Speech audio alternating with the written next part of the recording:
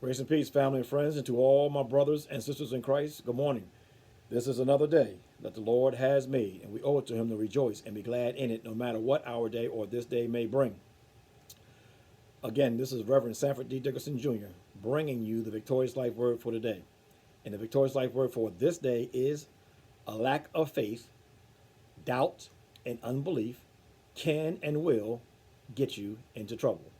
A lack of faith, doubt, and unbelief can and will get you into trouble. And I could use as a background to my message this morning Exodus chapter 17, Numbers chapter 20, and Deuteronomy chapter 3. And I encourage you to read Exodus, Numbers, and Deuteronomy that you may familiarize yourself with the story of Moses and the Israelites.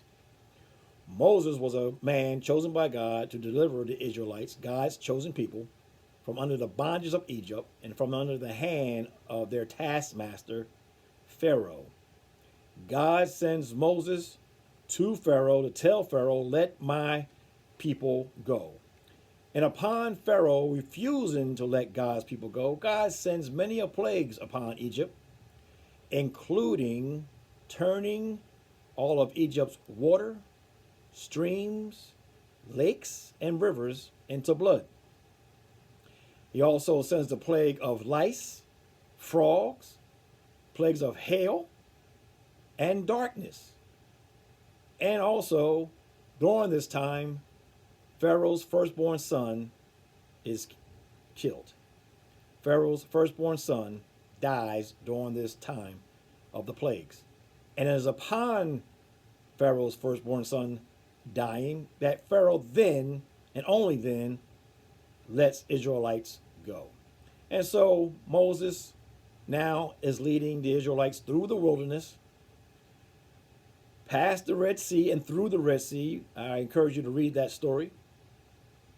And as he continues to get through the Red Sea and continue to lead the people to the promised land of Canaan, which flows with milk and honey, and as he's going through the wilderness, the Israelites constantly, always, no matter what's going on, starts complaining to Moses about a lack of food, a lack of water, just constantly complaining. And no matter what Moses does, no matter how many times God delivers, the Israelites still continue to complain and complain and complain.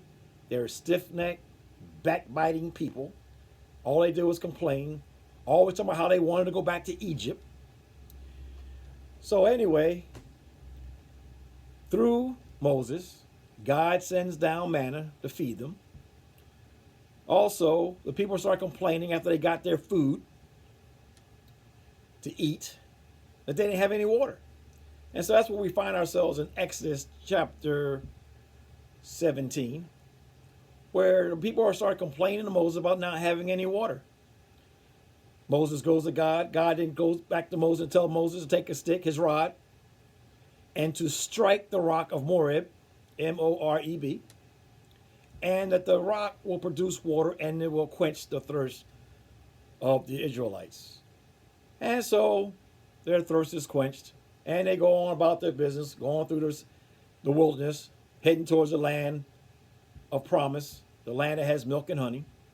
And as they journey on through, as you get to reading all through Exodus, and then you get to Numbers chapter 20, again, the Israelites are complaining about not having any what? Water.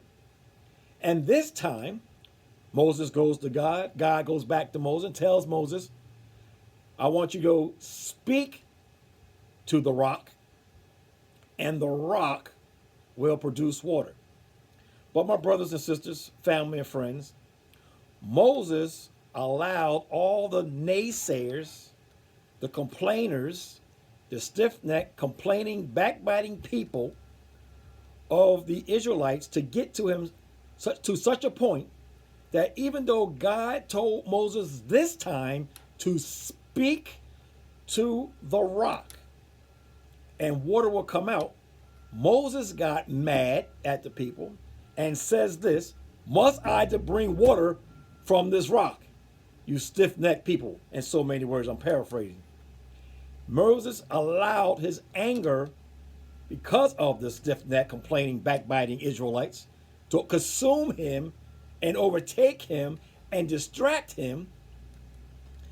He did not do what God told him to do. Instead of speaking to the rock, he went on ahead and struck the rock again. Yes, it produced water. Yes, the Israelites' thirst was quenched. However, as soon as Moses struck the rock, instead of speaking to the rock, and I don't know if you guys knew this or not, those who, you Bible scholars knew this, God then tells Moses, because you disobeyed me, I'm paraphrasing, and because you did not hallow me, in other words, you did not show the Israelites my power, did not bring faith through the Israelites, showing my power and having faith in me, you struck the rock. And since you struck the rock, I'm paraphrasing, brothers and sisters, you shall, instead of speaking to the rock, you shall not deliver these people now over to the promised land. You're now to choose Joshua, and he will now lead the people over to the promised land. Well, now we get to Deuteronomy chapter 3. So that was Exodus 17, where he struck the rock. Numbers chapter 20, he was supposed to speak to the rock, but he struck it instead, and so it got him in trouble. Therefore, he lost his privilege to go to lead the people to the promised land. And so now he has to lay hands on Joshua to lead the people over to the promised land. And in Deuteronomy chapter 3, when we get to Deuteronomy, this is now Moses giving his dissertation to the Israelites about continuing to follow the statutes and the laws of God, the very God who brought them out of the bondage of Egypt and led them through the Red Sea, as well as now leading them through the wilderness. He's constantly reminding them to obey the laws of God and its statutes. Well, we get to Deuteronomy chapter 3, and as they're getting closer and closer to the land of promise, the land filling with milk and honey, as God had promised to lead the Israelites to, or to give them to, Moses is starting to realize after all this time what a blunder he made, how he messed up, how he made a mistake.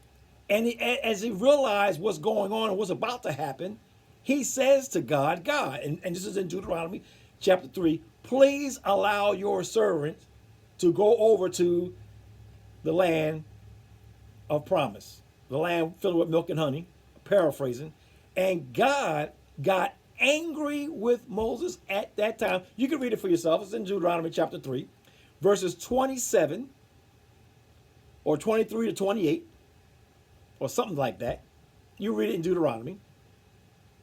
That God says to Moses right on that spot, do not speak to me about this matter ever again. You shall not go over to the land of promise. Matter of fact, go on to the Mount of Pisgah and look over and see the land with your eyes, for you will not lead these people over to the land of promise. And so Moses, my brothers and sisters, family and friends, got in trouble with God. Why? For his lack of faith, doubt, and unbelief, and I would say also his disobedience, because it was his disobedience of not speaking to the rock, but instead he struck the rock. And it cost Moses, one who'd been leading these people through the wilderness for hundreds of years, saw all the plagues and miracles of God performed through him, including crossing the Red Sea.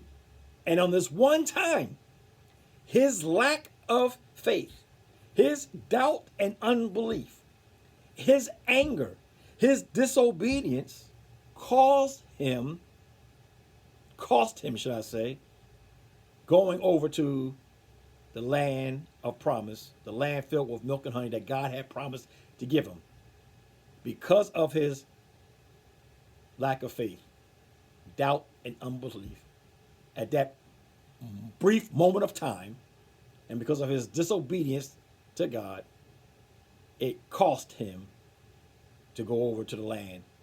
And if you continue to read the story, Moses died right there on the Mount of Pisgah. My brothers and sisters, family and friends, I bring this story to you because no matter, again, yep, this is a faith message. No matter what you're going through, no matter what you're dealing with, no matter the circumstance, problem, or situation, no matter what mountain is standing in your way, you must put your faith and your trust and your confidence in God to see your mountain, your circumstance, your situation, your problems, no matter how ugly things are, no matter how worrisome things are, no matter how troubling things are, no matter that your back is against the wall, no matter that all hell is coming against you, you must put your faith and trust and confidence in the Lord. If you ever expect to see your situation, problem, or circumstance turn around in your favor.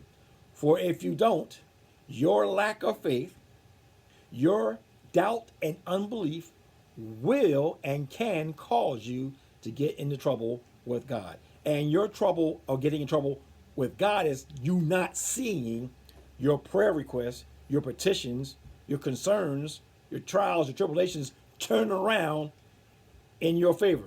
So let the story of Moses' lack of faith, doubt, and unbelief at that brief moment and his disobedience, I need to add that in there, he was disobedient. For that brief moment, after everything else God did through him, he allowed that brief moment to hinder him from getting to the promised land with the Israelites. After all the plagues, after the Red Sea experience, after all the backbiting and complaining and from the Israelites, after seeing his sister Miriam turn into a leprous and then get healed, after all that, his little brief moment of doubt and unbelief and lack of faith and disobedience cost him not to get over to the promised land, as well as Aaron, the one who spoke for Moses. Read the story, you'll see. Aaron dies before Moses because he too was disobedient. He too, lack of faith, doubt, and unbelief caused him his life. And so, my brothers and sisters, let that be a lesson to you. If you want God to move on your behalf, to see you through whatever trials, tribulations, or problems you're going through, no matter what it may be, including sickness and disease, you must not get into a lack of faith and allow doubt and unbelief to settle into your heart and spirit and mind. For if you do, you will never, and I say again, you will never, I say it one more time, you will never see what you're asking God to do for you or to bring to pass for you or to accomplish in your life, the things that you're trying to accomplish. You will never see it come to pass. Why? Because you allow your lack of faith and your doubt and unbelief get you into trouble with God. I thank you for joining me this morning. I think if you thought it not robbery of your time to spend time with me, I pray that this message about a lack of faith, doubt, and unbelief can and will get you into trouble, has blessed you, has touched you, something that you can use for your own life, something that you can contemplate on, something that you can meditate on, something you can think about. I encourage you again to read the story about Moses and the Israelites, and particularly in Exodus and in Numbers and in Deuteronomy, and you'll see what I'm saying to you is so. So be blessed, be encouraged, be safe.